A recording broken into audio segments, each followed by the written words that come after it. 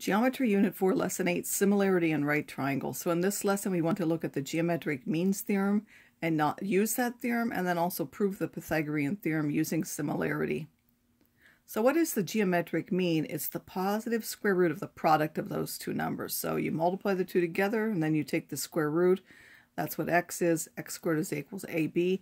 And it's also related to this proportion. So if you take one of the numbers and divide by x, and on the other side take x and divide by the second number, this will solve that proportion because cross products will give you x squared is equal to AB, and that will be the solution for that. It's also used to find the missing term of a geometric sequence, but we won't do that here. Find the geometric mean of 4 and 25 and give the proportion it solves. So the geometric mean, again, you're taking the square root of the product. 4 times 25 is 100. The square root of 100 is 10. And what proportion does that solve? Again, you need to put one number on the top and then divide by x, and on the other side you put x and divide by 25. You could have also answered 25 over x is x over 4. Either of those would work. But this one started with the 4 on the top and then over x. And now if we solve this proportion, we want to show that it gives the same as the geometric mean. So if we multiply, again, you can consider it cross products, or what I prefer to do, you just multiply by both denominators, multiply both sides by 20x. On this side, the x cancels and you get 180. And on this side, the 20 cancels and you get x squared. And then you would take the square root of that, you would get a plus, when you take the square root of that, you get plus or minus the square root of 180. 180 is 36 times 5. The square root of 36 is 6, plus or minus 6 square roots of 5.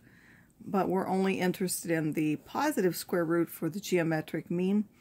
And in fact, we're talking about lengths generally, so we're only interested in the positive part. So we only want that part. And now what is the geometric mean? Well, the geometric mean of 9 and 20 would be x is equal to the square root of 9 times 20, which is the square root of 180. Again, even though here we multiplied 36 and 5, and here 9 and 20, we both got 180 for those. So this will also give 6 square roots of 5. Now where we're going to use that in this lesson is if we have a right triangle, and then from the right angle we find the altitude, and we make the perpendicular for that. That gives the altitude. Then what we're going to show is that this altitude cuts this into two more triangles, and all three of these triangles are similar. And the reason they're similar is they each have one right angle, so that's one angle that matches. And then in 1 and 2, this angle matches, so they have two angles in common.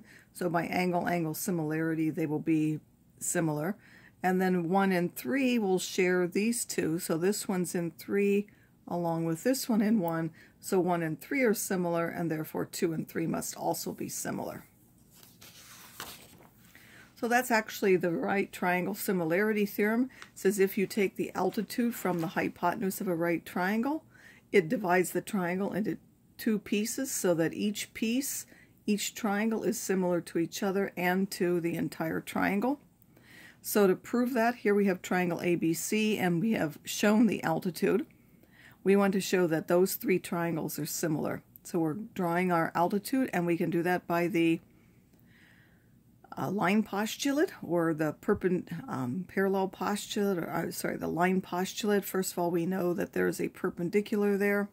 There is some point where there is a perpendicular through a point, and we can draw that. Now we have angle BDC, which is a right angle, and angle BCA, which is a right angle. Those are congruent, since all right angles are congruent.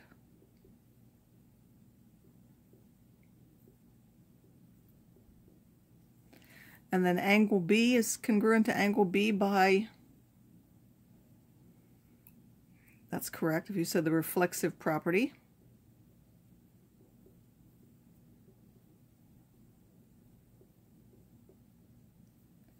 And now we have two angles in common for which two triangles? That's BDC and BCA. And since it's two angles that are in common, that would be similar by the angle-angle triangle similarity theorem.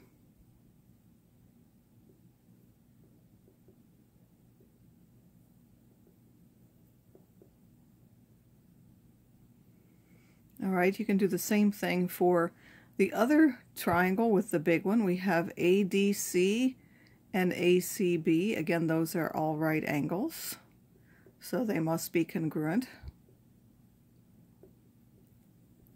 And now we have angle A in this big one, and in the complete one they match. Again, that's the reflexive property.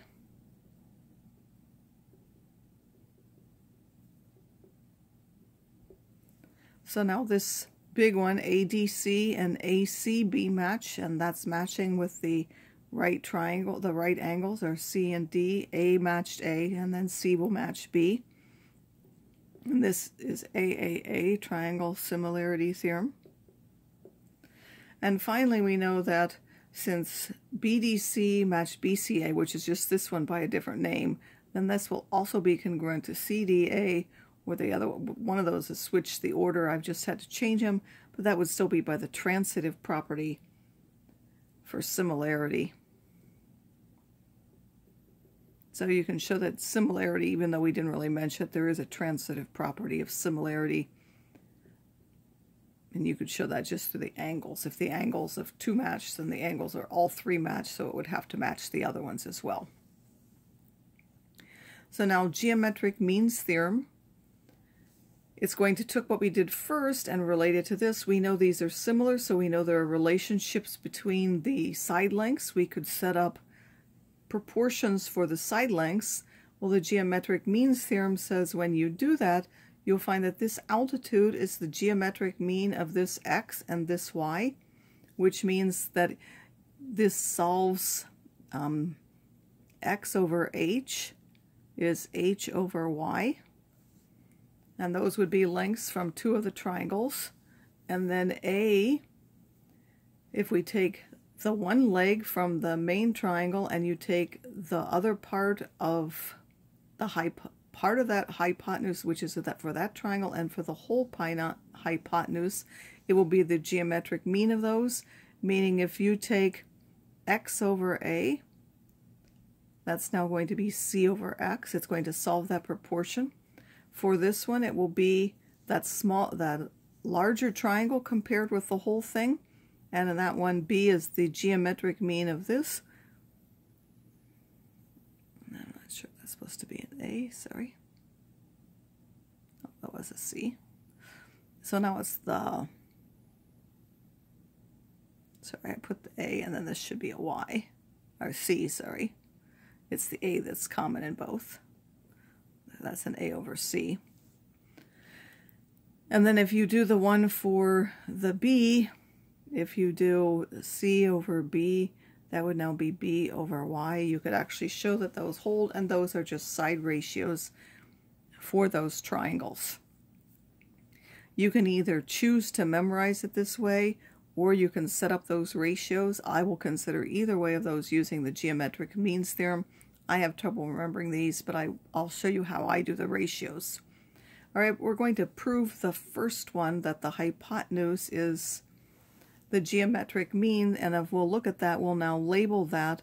This would be our h, this would be our x, this would be our y.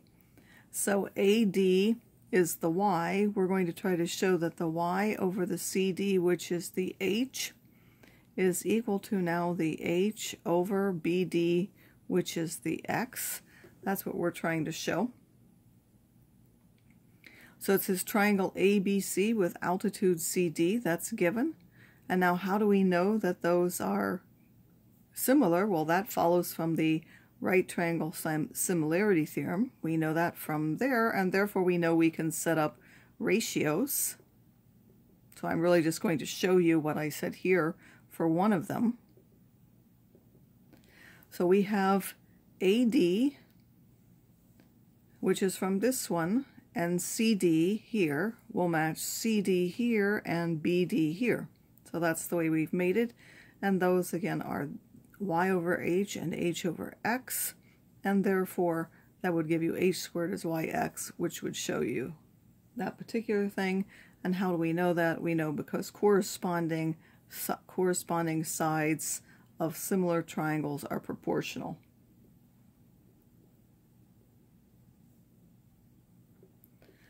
So that's how we know we can set up any one of those proportions. As I said, each one of those will come from some proportion from those triangles. So the last thing we want to do now is to actually use those, and then we're going to prove the Pythagorean theorem based on similarity. So it says find the values of x, y, and z in the given right triangle. If you can remember the geometric means theorem, you can get those directly. You know that this one, the hypotenuse, is the geometric mean of those two parts. That would give you this. You know that this one, which is the one leg, is the geometric mean of the part that's with it and with the whole thing, which would be 12. And for y, it's the part that's with it along with the whole thing, so that would be 10 and 12. Again, if you can remember those, you can use that method. But I'm going to show how the second method works, and it will give us the same thing as those. It will sort of be the last step of this. You can go directly to this if you remember those, otherwise you have to give them out. So I'm now going to suppose I want x. If I want x, I have to look at the two triangles that x is in. X is a side in the big triangle, so each of the parts, let's put it this way, it's the big one and it's the smaller one, but not the main one. X is not a side of the main one. It's these two part triangles that it's a side of. In this big one, it is the short leg, and then I know the long leg. So that's what I'm going to use, is the short leg and the long leg of each. This is the short leg, this is the long leg in this triangle, this is the short leg, this is the long leg in this one. So I have taken this smaller one, the short leg over the long leg for this triangle is 2 over x, and for this triangle, the short one over the long one is x over 10. And then if you multiply those, cross multiply, you would get x squared is equal to 20. So x is equal to the square root of 20, which is what we would have had from here. And then if you simplify that, that's 2 square roots of 5. If you want y, you have to find again the two triangles it's part of. It's part of this triangle, and it's a side for the larger triangle. For this triangle which it's in, this is the hypotenuse, so we need the hypotenuse, and then the one that's known is the long leg. So I've done the long leg over the hypotenuse for that triangle, and then the other triangle it's in, I need the long leg over the hypotenuse. The long leg is the y, the hypotenuse is 12, which comes from that 10 plus 2. Then when you cross multiply, you get y squared is 10 times 12, which is 120. Y is going to be the square root of that because we're dealing with lengths. That's 4 times 30. Those are the only, that would now be, 2 times the square root of 30. Again, that will be the same thing you would get there. And then finally, if you want z, which two triangles is that part of again? It's part of this small one and the whole one. In the small one, it's the hypotenuse. The known side in that is the 2. So you could do 2 over z, that's the short leg over the hypotenuse. And then the whole triangle, the short leg is the z and the hypotenuse is the 12. So you would put the z over the 12. Again, that's the 10 plus the 2. This would give you z squared is 2 times 12 is just 24. Z would be the square root of 24.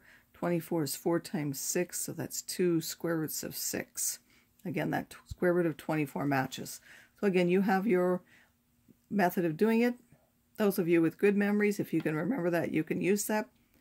Otherwise, you just set up ratios, making sure that you're keeping track of what you're comparing with each, and you're also looking for the two triangles that the side that you want is in.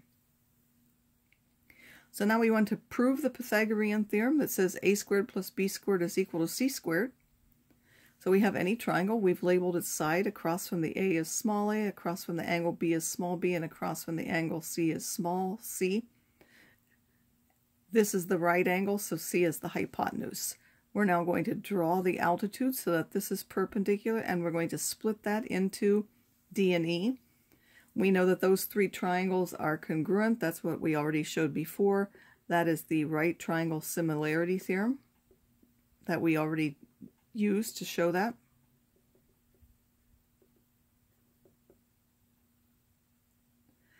And now because of that, if we want A, which two triangles is A in? A is in both the large triangle and the complete one. In the large one, it is the hypotenuse, and then this is the long leg. So we basically have the hypotenuse over the long leg, or here we have the hypotenuse on the long leg, and then in the big trial we have the hypotenuse, which is C, and the long leg, which is A. So that's what I've used. This is from the whole triangle. We have the long leg over the hypotenuse, and then in this one we need the long leg, which is E, over the hypotenuse, which is A. And then in this other triangle, we want, if we want B, B is in the small one and the complete one. In this one, we have the hypotenuse and the short leg. So in the whole triangle, we have the hypotenuse is C on the bottom, and then the short leg B on the top. So then in this one, we need the short leg D on the top and the hypotenuse B on the bottom. And that's because corresponding sides of similar triangles are proportional.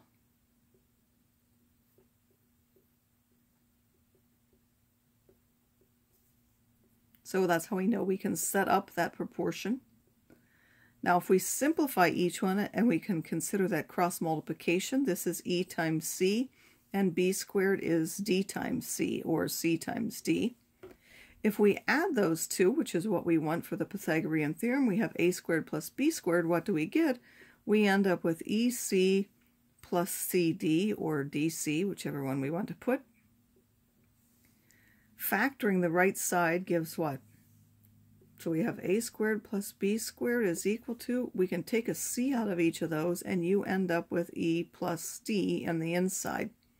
But E plus D, according to segment addition, is just equal to C, so we can replace this by C, and instead we'll get C squared, so we'll get A squared plus B squared is equal to C squared. So most of the time we're going to do things like this. We're going to set up ratios. This is also another proof of the Pythagorean theorem.